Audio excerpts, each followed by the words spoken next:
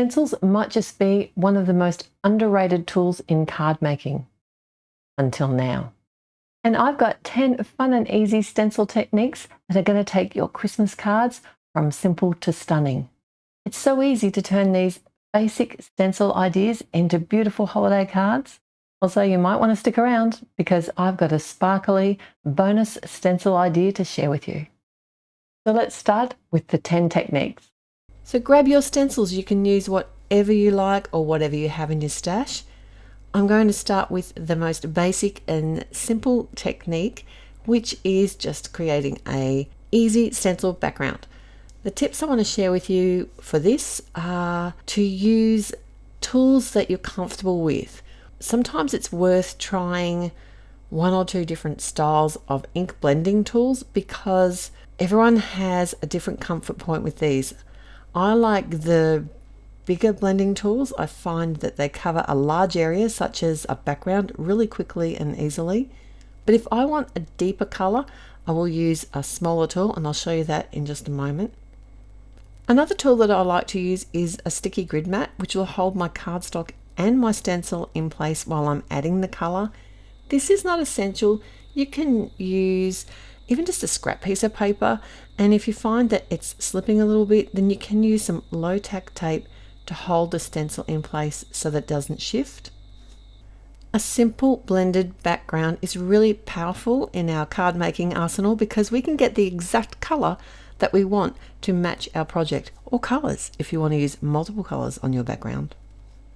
And I always love the big reveal when it comes to removing the stencil away from the cardstock. My next idea is another simple and easy way to create a quick background.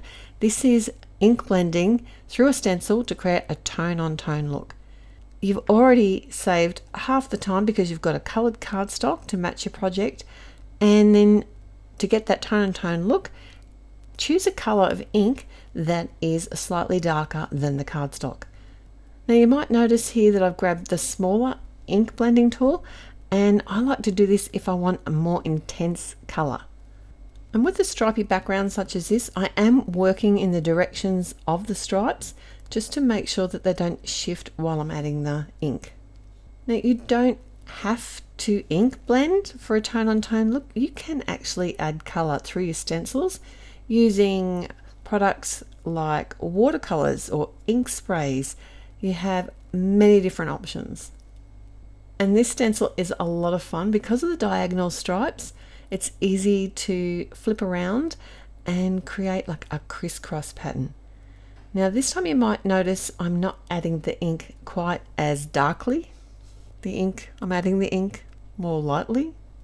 Anyway, it gives a totally different look. The other thing I could have done here is chosen a different tone of ink, either a darker one or a lighter one, to get a whole new look using the same tones. But what I've done instead is I've built this pattern a little bit more. This is actually a really clever set of stencils, and it has a coordinating thin line through the stencil, a second stencil, and I'm able to add a different color next to my tone-on-tone pattern and create a really quick and easy plaid design. One thing to be aware of when you're adding colored ink to colored cardstock is that the cardstock is going to change the look of the ink because you're already starting with a base color. So if you're not sure what the ink color is going to look like on the finished project, then I would suggest just trying a little bit of that ink through the pattern on a scrap piece of the same color of cardstock, and then you're going to know exactly what it's going to look like. And remember that the ink will always dry a little bit lighter. All right, next I'm on to building a multicolored design. Now this stencil is actually made to do this, so it has two pieces. Each layer of this stencil is offset so that when you put the second layer on, it's going to build the design. Now if you don't have a layering stencils set such as this, you can always have a look at the patterns in the stencils that you do have. And one thing I've done previously is move the stencil a little bit to the right or a little bit lower or higher and use a different color to create my own multicolored pattern, just using a one piece stencil. And sometimes it gives you a really unique and fun look that you would never have even thought of. And the great thing about creating your own background patterns with multicolors such as this is that you are going to have the perfect colors for your project. And today I've used the same colors throughout all of my designs, but obviously you can change these up to suit whatever you're making or whatever your preferences are. For holiday cards, not everybody likes the pastels or the traditional or the brights. We're all different. Now I'm going to take this panel a step further. Did you know that you can emboss using a stencil? I'm only doing the very first layer of stencil that I coloured. I'm lining it up exactly and holding it in place with some low tack tape on the back of the design. I don't like to put tape so much on ink blended cardstock because I find that sometimes after running it through a machine, it will tear the paper. Now the sandwich is going to be different for every machine, but one thing you will need is a rubber mat or a silicone mat. This is what is going to allow the impression of the stencil to be pushed onto the cardstock. So you may or may not need a shim, you may need just to have a look and see what suits your machine, but it's really easy to do. It's not a wow effect like a 3D embossing folder, but it's definitely there. And it's a great way to stretch your stencils. Our next technique is another easy one, but it's underrated, I think. It's using embossing paste through a stencil. There are so many different kinds of embossing paste. If you haven't got any and you want to give it a try, I would recommend getting like a white or a pearl version like this. I like this shimmery look that you can get through it, but they're not all metallic. Some of them are more plain white. The great thing about having a light color like this is that you can add dye inks by just smushing them and mixing them with this paste to create whatever color you want for your project. And if you don't have a palette knife, a simple bread and butter knife would do the same as well. Or even a spatula, anything that just has a nice flat edge. And if you haven't mixed any colors with it, you can easily add what you have back into the jar. You just don't want to mix anything that's contaminated. And I also like to keep some wrap over the top of the jar. This stops it from drying out. Embossing paste is one of those things that you do need to plan a little because it does take a while to dry. It's not a long time, maybe an hour or so would be plenty. So I usually like to do this before I create like the rest of the card. So this is a fun one. We're going to be creating our own patterned paper or design paper using the stencils. So whatever stencils you have, whatever cardstock you have, you can make a simple pattern to create elements for your designs. And because I'm using the same colors throughout today's cards, I can get this perfect match throughout all the cards by using the same colored inks. If I was trying to mix and match design papers, I would be having a headache. I didn't find I was getting a deep enough, intense enough ink coverage with the larger tool, so I did switch across to the mini blending tool, and that made a huge difference. It might not look like the ink has dried nice and smoothly, but dye ink seeps into the paper, and as it dries it does kind of even out quite a bit. And I did another tone on tone version using a different stencil, and I've got some fun plans for these little pieces of design paper. So you may have heard of masking and how you can mask something off and then ink blend. What I've got today is a masking stencil, and I'm using the reverse or the negative space to create a focal point for my card. This one happens to be a circle. You can also use other shapes like a rectangle or a square works really well, or even any shape like a bell or a star, even a triangle. I'm going to step this up a little bit, and what we're going to do is double stencil. So I've chosen a snowflake stencil because we're on a Christmas holiday theme here. So it's just a matter of Laying the stencil over top, I am using some low-tack tape to hold it in place because the two stencils aren't able to be on the grid mat at the same time. I can't get the grip from the grid mat, so the tape just makes sure that the image doesn't shift while I'm adding the ink. You can do this with graphic design, with images. If you don't have a circle stencil, then you can easily create your own mask by using one of your nesting circle dies and cutting a shape out of a piece of cardstock, or masking paper if you've got some of that, works particularly well. And I thought, while I've got this stencil in place, I'd add a few like snow splatters because I can. Don't know if I've ever seen green snowflakes before. Okay, it's time to step things up a little, and we're going into the realm of multi-layer stenciling, and this is so much fun. I've got a Santa stencil, and one of the great things about this specific stencil is that all of the pieces match perfectly. So you might notice here that I'm using the edge of my Misty tool. You can use any corner edge that you have on anything. Even a edge of a box would work, like a pizza box if you didn't have a tool such as this, because all I'm needing to do is slip the stencil into that bottom corner and start building on the pattern. I'm following it in order. It's actually numbered which ones to do, and if you're not sure, then you can always look at the directions either on the packet or at the blog, or at, sorry, not the blog, like the website where you can purchase these products, and that will always give you some direction or some idea on how to use the layers and what colors to use. Sometimes that can be a little bit confusing as well. Santa's pretty easy. And this is quite a modern Santa. There's not very many sections to this stencil because you can either use the reverse side of it to mask off the outside of his beard and keep it one layer, and that will give that beard the definition, or do what I'm doing today. I have the coordinating die, so that's going to help give me the shape of adding his beard and also the pom-pom thing on his hat. It's time to pull the cards together now and use these stencils, starting with my first basic, really simple background.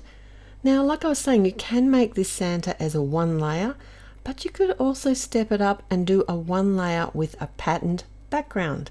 So use the outline of the Santa instead of the die and add a second stencil over top and add a background pattern if you didn't want just a plain colored ink blended background. It's great having some one layer cards to post because it does make it easier, especially if they've got a long way to go. You don't want them to get damaged, and you know they're going to be more likely to survive. All right, the second card we're going to be pulling together is using the tone on tone, and we've added a couple of extra green lines here to make a plaid background. If you don't have like stencils that have stripes on them like this, you can easily recreate something very similar using post-it note tape or even masking strips or masking paper that you can run through your paper trimmer and create your own paper strips and stripes by ink blending those. I wouldn't use anything that's too tacky because you do run the risk of peeling away the cardstock as you're pulling away the masking paper, but there's some really good ones out there. And I'll link a couple in the description below with all the other products that I'm using today, the things that are still available. And quite a few of these are newer products that I've received this year as guest design, and I've just had so much fun using them. I thought I'd share some more ideas with you and also give you some options to use so that you can get your stash out and start creating with your stencils. If you didn't want to create these very thin lines using masking paper, you could draw them with a ruler and a marker. That would work as well. Now I decided to make this card into a shaped house card because it's kind of made for it. It's such a large die to be able to add it to a regular card. It would cover most of it, which you could do, but it would be great on a 5x7 card because then you really could start building on that scene and creating a scene. And I think Santa's going to love visiting this little pink plaid house. Time for our next card, and this time I've got the multicolored stencil technique that also has the debossing or embossing depending on which way you use the stencil. If you've got a stencil background or even some design paper, you can emboss with your stencil with a different pattern over top, and that's going to give you a really unique look and a real subtle pattern that's going to stand out on the stenciled background or the patterned background. Right, I told you we're going to do something fun with this design paper. They're going to become presents. So this is both the stripy version, and I like the stripy version because you can either create like vertical stripes, horizontal stripes, or angled stripes. So one background can give you a very different look. I like to mix and match plain cardstock with stripes when I'm making some presents. It just gives it a little bit of a different look, like for the top of a box. And the tone on tone green, I thought that would work well as a third present. I just think I needed something else added to my sleigh here to even up and balance up the whole design. So this card was also perfect for the snow flurries, for the shimmery paste background that's now dry, and I built up a little snow hill. So you could do whatever you like with design paper that you've made using your stencils. It can create stripes, a multi-striped background using pieces of the design paper. You can die cut any shapes or designs out of it, and you know that the colors that you're using are going to match your project perfectly because they're the dye inks that you've been using throughout. And one thing I've started doing this year is creating multiple sentiments at once. So I'm not doing a huge search for sentiments. I can just grab some that are ready to go. So now we've got our negative space, negative masked circle focal point background that has been double stenciled. I've already mentioned that you could also double stencil other things like around the edge of the Santa. If you don't have two stencils that you think go well together, you could even use some masking strips and create a really fun striped background over top of a circle. The other thing you could do was make those stripes horizontal and create like a sunset effect. That'd be a lot of fun too. And if you can't create a circle, a simple rectangle works perfectly. You can just easily mask that off and create your own negative space rectangle as a focal point. I promised you a bonus technique, and it's actually a bonus card as well. I'm using this beautiful set of poinsettia stencils, and I hold them up to the light. If I'm not sure if they're going to layer up perfectly, like just by doing that corner technique like I did with the Santa multi-layering stencils, I just put them all together the way they should be facing and hold them up to a light, and then I can see if I can get away with that trick. Not all stencils are created equal, so not all of them will work like this, but it definitely saves time if they do. One other thing I want to say about multi-layering stencils is that you don't always need to buy coordinating dies and stamps for these. This set has both, but the stencil set itself on its own works beautifully. Now the technique I'm going to be doing today, you might have seen this one before, I'm going to change it up a little, is to add embossing ink through the stencil, and then we can add embossing. I forgot to de-static my inked background here, so I am having to do a little bit of a cleanup with a soft brush, but I like to do that before I hit it with a heat tool because it's much easier to clean it up then. Now I did remember to come back in now after I'd made my mistake and added some powder tool over the whole image. And then I've selected just one portion of the stencil. I've got a little bit of sponge here. You can use whatever you've got, if you've got a brush or a dauber. And I'm literally just picking up some of the embossing ink and scraping it sort of from the edge of not every side of the petal, just some sides of the petal. Actually, they're leaves, but I'm calling them petals. But I'm adding the embossing just as I normally would, but this has given me a bit of a rough finish. If you've got an intricate stencil, you might get away with covering the whole portion, but I didn't want this whole layer to be covered with embossed gold, and I thought this just added some detail without overwhelming the flower. So imagine creating a design, a multi-layered design or anything, and just adding some beautiful embossing powder. And this technique can be stepped up in so many different ways. My first thoughts are to use like a glittery embossing powder, maybe one that's in the same color as the flower that you're creating, or even like a white sparkly one would look great too. And I kept this very clean and simple because this flower is luxurious and beautiful and I don't want to cover it up too much. You can add as many embellishments or decorate it however you like.